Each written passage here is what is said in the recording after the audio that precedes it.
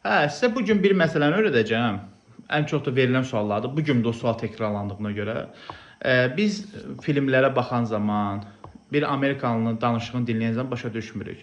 Mən sizə elə bir söz öyrədəcəm ki, sən Amerikada yaşasan da, Amerikada Los Angeles küçələrində gəzsən də belə, daha çox Amerikalıların gündəlik ifadə etdiyi sözlərdən biridir. Bu o sözü ki, Amerikalılar gündəlik ifadə edirlər bir-birlərinə danışan zaman. Bunu sən Kaliforniyada, Brooklyn'də, hər yerdə eşidə bilərsən Amerikada. O söz qadadır. Qada malı-məli kimidir. Malı-məli birləşməsidir. Misal üçün, bu qadan anlam kimi deyib yadda saxlaya bilərsən. Qadan anlam xala deyib yadda saxlaya bilərsən. Misal üçün, I go, mən gedirəm. Və yaxud da ki, mən getməliyəm. I gotta go, mən getməliyəm. You gotta go, sən getməlisən. We gotta go, biz getməliyik. They gotta go, onlar getməlidir. Doğru mu? Work nədir? Work işləmək deməkdir. Mən işləyirəm. I work.